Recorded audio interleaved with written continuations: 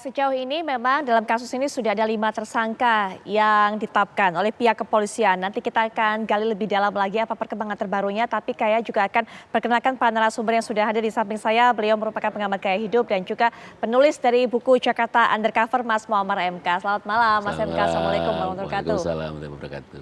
Baik, dan juga untuk bisa melihat kasus ini dari sisi hukum pidana sudah hadir Mas Heri Firmansyah selaku ahli hukum pidana. Assalamualaikum warahmatullahi wabarakatuh. Selamat malam, Mas Heri. Waalaikumsalam warahmatullahi wabarakatuh. Selamat malam, Mbak Putri. Baik, selain Mas Heri, Mas MK, kita juga akan terhubung dengan pihak kepolisian. Sudah hadir secara daring Kombes Pol Ade Safri Simanjuntak selaku Dirkrimsus Polda Metro Jaya. Selamat malam, Pak Ade. Assalamualaikum, salam presisi Mbak Putri. Waalaikumsalam warahmatullahi wabarakatuh. Pak Ade, informasi terakhir kan yang kami dapatkan adalah baru 5 tersangka ditetapkan. Nah, adakah perkembangan terbaru mengenai hal ini? Karena kalau yang kita dengar juga pihak kepolisian sudah mulai buka nih, sudah mulai spill. Siapa saja para selebgram ataupun juga selebriti yang sudah terlibat dalam pembuatan film porno ini, Pak Ade? Perlu kami sampaikan di sini, Mbak Putri, bahwa dari hasil perkembangan penyelidikan maupun penyidikan serta keterangan yang diberikan oleh kelima orang tersangka yang sudah kita lakukan upaya paksa penangkapan beberapa waktu lalu, pada minggu ini kami mengagendakan untuk memanggil 11 orang talent wanita maupun 5 orang talent pria yang dilibatkan dalam pembuatan film yang mengandung unsur pornografi dimaksud. Kita jadwalkan pemeriksaan nanti di hari Jumat, dan setelah itu nanti kita akan lakukan gelar perkara apakah ada potensi penetapan tersangka lain di luar dari 5 orang tersangka yang sudah kita tetapkan dan kita lakukan penangkapan dan penahanan yang saat ini ditahan di rutan Polda Metro Jaya. Adapun ke 11 talent wanita maupun ke 5 orang talent pria ini dilibatkan dalam pembuatan film sebagai talentnya, seperti itu. Dan kita akan memintai keterangan dari masing-masing talent tersebut terkait dengan unsur delik atas pertujuan dirinya menjadi objek atau model yang mengandung unsur atau muatan pornografi.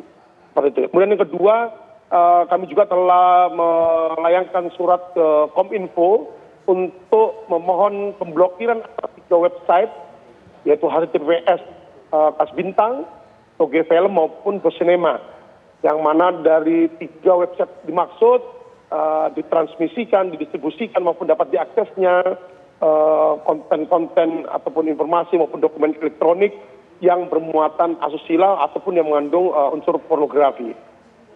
Dan kami juga telah melakukan membuat surat ke bank-bank terkait untuk memohonkan blokir rekening dari semua rekening penampung yang ada kaitannya dengan dugaan tindak pidana yang terjadi. Seperti itu, Mbak. Baik, Pak Ade mengatakan ada 11 talent wanita, ada 5 orang talent pria. Bagaimana caranya rumah produksi ini menggait talent-talent tersebut? Apakah memang mereka saling kenal? Apakah kemudian talent-talent tersebut karena mau sama mau atau seperti apa, Pak?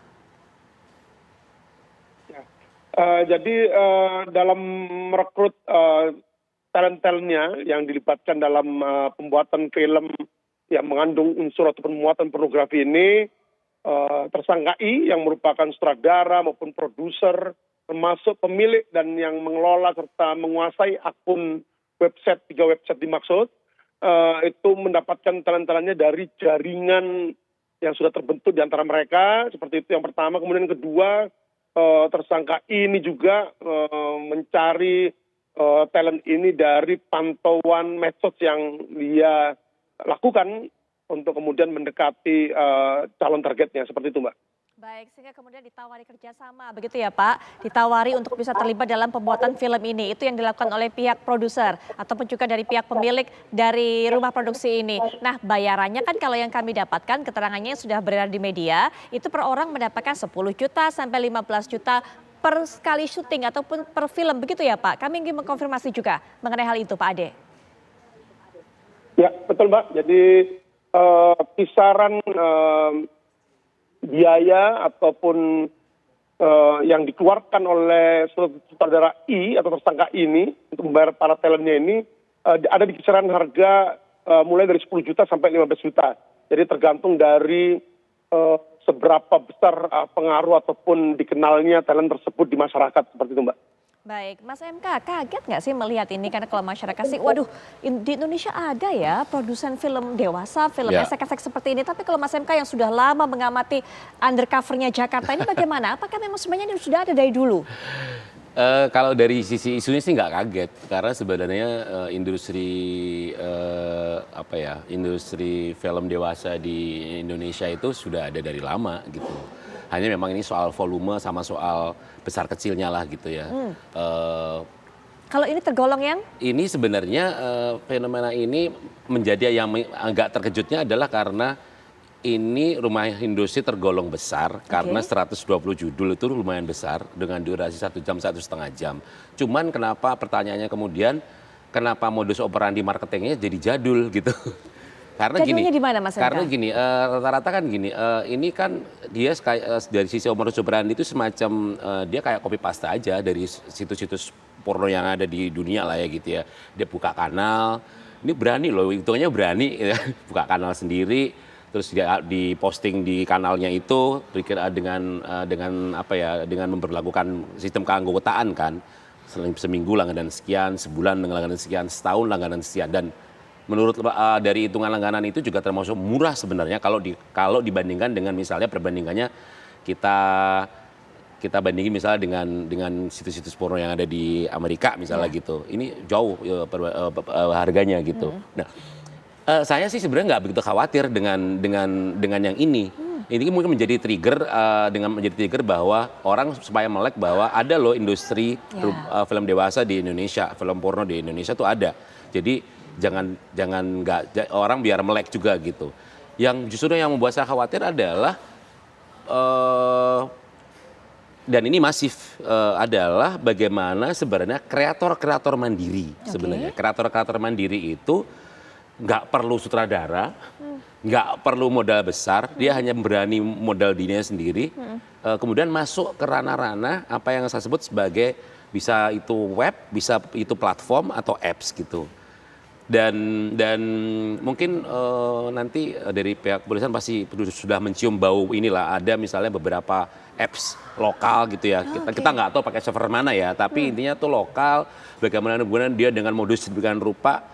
Kreator ini live sex streaming ya. Banyak ya Mas seperti itu ya. Apa yang ditampilkan pada saat kemudian live sex streaming itu kalau? 3 konten pastikan gitu. Karena misalnya itu benar-benar orang Indonesia, perempuan orang Indonesia sama dengan ini kontennya benar-benar video porno juga gitu. Tapi itu live ya. Dia ada 2 cara. Dia bisa jualan live streamingnya, sex live streamingnya dengan konten dewasa.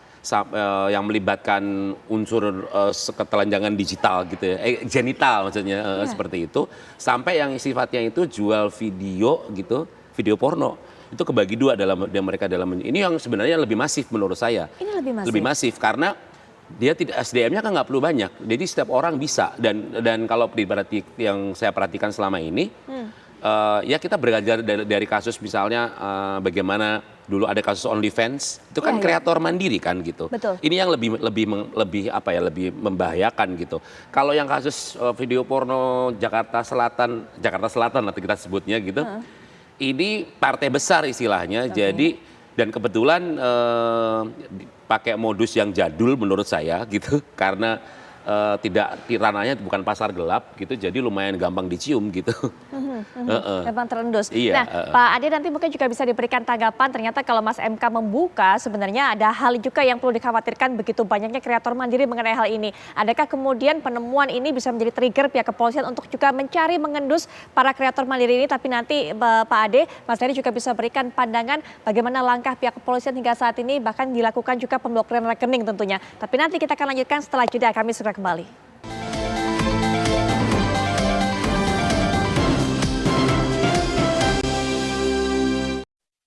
Kita akan kembalikan perbincangan. Mas Heri, bagaimana menilai hingga saat ini pergerakan dari pihak kepolisian, apa yang harus dilakukan? Kalau tadi sudah kita dapatkan informasi setidaknya sampai kemudian upaya pemblokiran rekening, Mas Heri. Ya, tentu kita mengapresiasi ya langkah kinerja dari pihak kepolisian dengan bertindak cepat sebelum melakukan pemblokiran terkait rekening. Memang karena dasar dari melakukan kejahatan ini mungkin adalah uang motivasinya Mbak Putri. Teman kata lain yang penting juga adalah bagaimana men-take down hal-hal yang misalnya ada kaitannya dengan penyebarluasan informasi ini. Nah ini kan tentunya bisa kemudian di-cut off dengan menggandeng juga, bukan hanya tugas dari Polri ya, tapi juga Kemenkominfo misalnya untuk kemudian hal ini tidak kembali dapat diakses oleh banyak pihak. Nah ini juga langkah yang menurut saya penting dalam proses untuk penegakan hukumnya.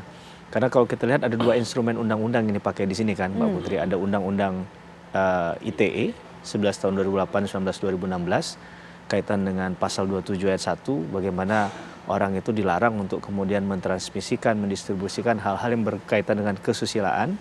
Kemudian juga ada Undang-Undang tentang pornografinya 44 tahun 2008. Sebarannya kita bisa lihat di pasal 4, 7, 8 dan juga 30, 33 dan 39 untuk ancaman pidananya. Jadi memang kalau kita lihat hakikat dari pembentukan undang-undang pornografinya sendiri itu kan karena ada perkembangan masyarakat yang begitu masif ya, begitu luas kaitan dengan perkembangan teknologi informasi, maka ini perlu dijaga karena hakikatnya kan kalau negara Indonesia ini kan adalah negara hukum ya, yang berlandaskan atas nilai moral luhur, etika dan lain sebagainya, maka tentu hal ini tidak diperkenankan di negara kita. Maka langkah tadi yang dilakukan oleh teman-teman kepolisian kita apresiasi, dan tadi masukan oleh Mas MK juga menarik itu. Bagaimana bukan hanya berfokus pada kasus ini saja Mbak Putri, tapi sangat mungkin di belahan Indonesia yang lain masih ada strategi-strategi lain untuk tetap menjalankan aksi kejahatan ini. Bahkan kayaknya tumbuhnya lebih subur kalau tadi dari cerita Mas MK. Tapi mungkin nanti kita akan lanjutkan. Kami bawa Anda terlebih dahulu untuk bisa melihat bagaimana sebenarnya lokasi rumah yang menjadi tempat kejadian perkara, menjadi TKP dari proses produksi film-film dewasa selama ini. Rekan kami Haidar Faisal akan mengabarkan untuk Anda. Silakan Faisal. Ya baik, selamat malam Putri Viola dan juga pemirsa. Memang terkait dengan terbongkarnya kasus praktik pembuatan video porno oleh Ditreskrimsus Polda Metro Jaya. Ini dalam pengembangan kasusnya, Polda Metro Jaya telah menetapkan setidaknya 5 tersangka dalam kasus ini. Yang mana dalam kasus ini pemirsa, tersangka ini melakukan aksinya dengan menggunakan 3 TKP sekaligus untuk membuat video, yang mana total videonya sudah mencapai 120 video. Salah satu TKP-nya adalah di tempat saya mengabarkan saat ini, di kawasan Serengseng, Sawah, Jagakarsa, Jakarta Selatan. Nah, karena saya sudah berada di lokasi TKP tempat produksi film video porno dibuat, saya akan coba berbincang dengan Ketua RT dan juga menggali informasi dari Ketua RT setempat pemirsa. Bapak, boleh sebutkan Pak namanya? Nama saya Sutarno, Ketua RT 12 Serengseng Sawah. Oke Pak. Pak, sebelum saya bertanya lebih jauh Pak, yang Bapak ketahui tentang rumah ini ataupun ruko ini sebenarnya sebelumnya digunakan sebagai apa Pak? Sebelumnya, sebelum disewa oleh inisial I ini adalah toko kelontong.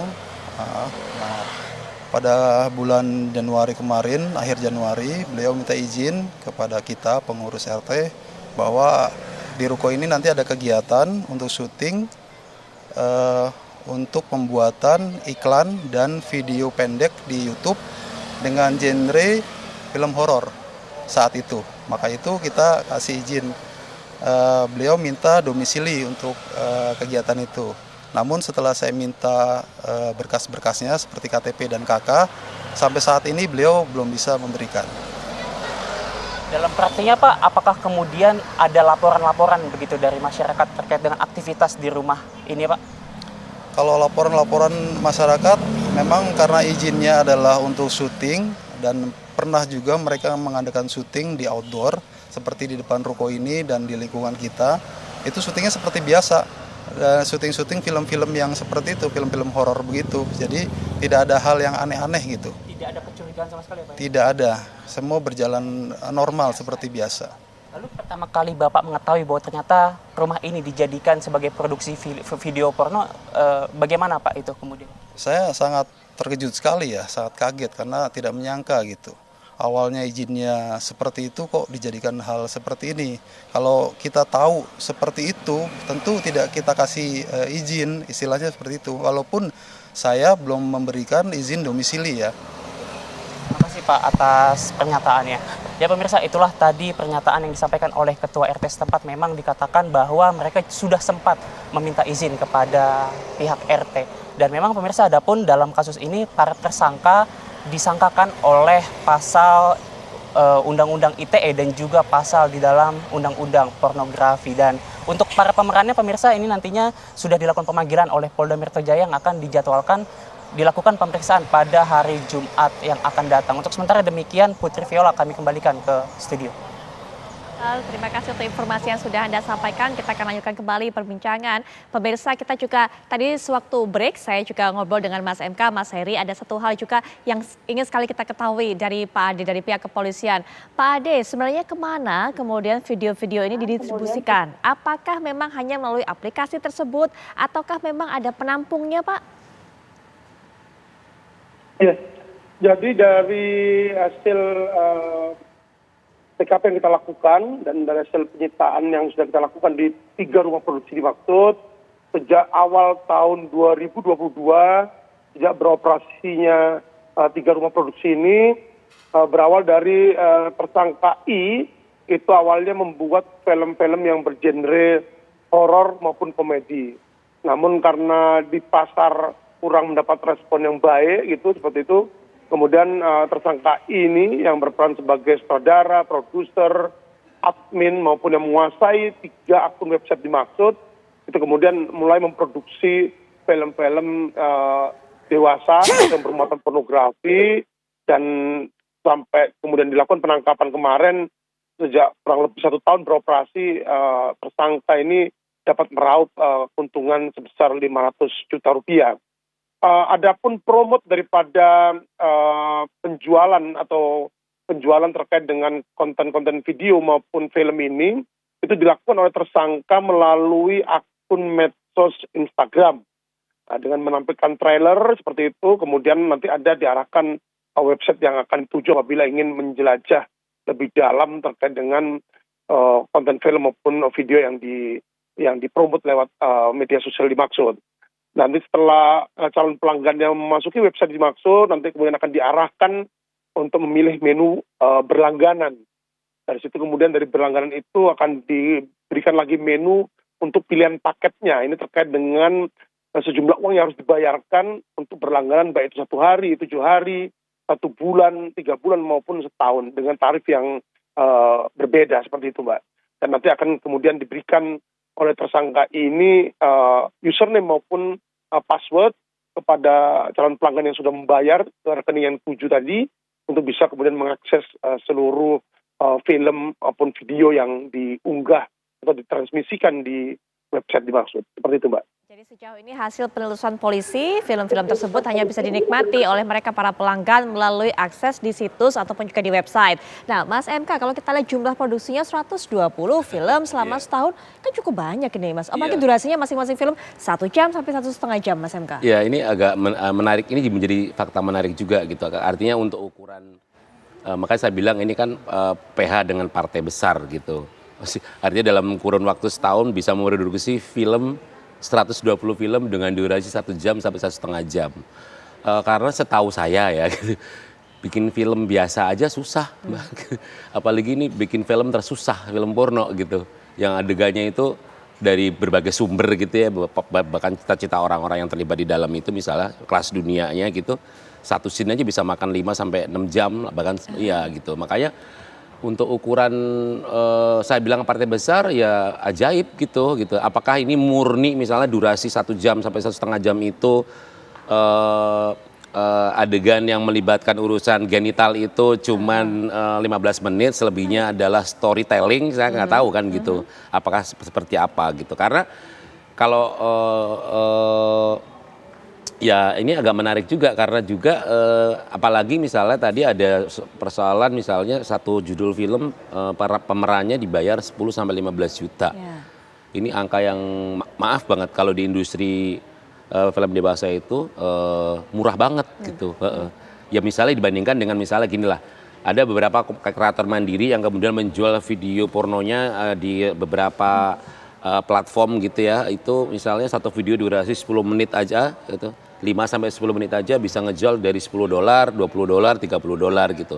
Bahkan ada yang hitungannya kalau di beberapa situs porno besar gitu ya, itu misalnya hitungannya udah per mile gitu kan. Per mile-nya itu udah hitungan misalnya kurang dari $1 sih, tapi udah 0,60 sampai 0,60 gitu. Jadi pertanyaan-pertanyaan ini yang kemudian juga agak menjadi apa ya, menjadi semacam keingintahuan juga gitu. Bener nggak sih ini 120 film Nah, itu gitu? mungkin Pak Ade yang bisa jawab. Pak Ade, Mas MK bertanya, bener nggak sih 120 film?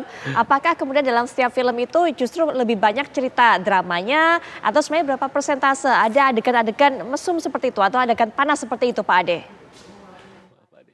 Oke, jadi betul bahwa hasil penyelidikan dan penyidikan yang kita lakukan maupun dari hasil penyitaan sejumlah barang bukti yang kita lakukan penyitaan di 3 rumah produksi, memang benar bahwa 120 film telah diproduksi dan masing-masing film tersebut variasi tadi apa yang disampaikan betul bahwa tidak full dalam video tersebut yang terkait dengan hubungan antar lawan jenis, tapi juga ada cerita yang mengantar adegan-adegan yang bermuatan pornografi dimaksud. Baik, Pak Ade tadi Mas MK sudah menjelaskan juga bahwa sebenarnya banyak loh kreator mandiri. Nah, ini akan menjadi sasaran dari pihak kepolisian nggak? Akankah ada patroli cyber mengenai hal ini, Pak Ade? Patroli cyber, kami punya cyber troop, pasukan langit di sini, yang kami akan memantau semua ruang udara kita agar tetap bersih, bertanggung jawab.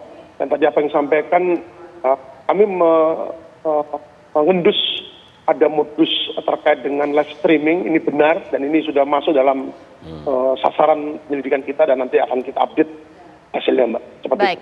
Ya, terakhir sekali Mas Heri, siapa sebenarnya yang bisa bertanggung jawab? Apakah kemudian para pemerannya juga bisa ikut bertanggung jawab dalam kasus ini? Mungkin singkat. Iya, kalau tadi kita sudah sebutkan pasal-pasalnya, saya rasa itu juga dapat dijerat ya, karena berkaitan dengan undang-undang pornografi ini kan bicara bukan hanya orang yang melakukan, tapi juga yang memfasilitasi, memberikan bujuk rayu, sehingga ini sudah pertanggungjawaban pidananya juga luas, Mbak Putri, tergantung dengan perannya masing-masing.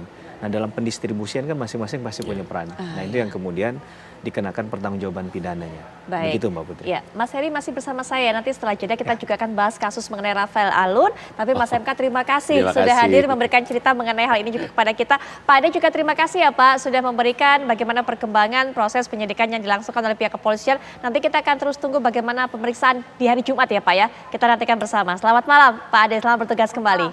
Assalamualaikum.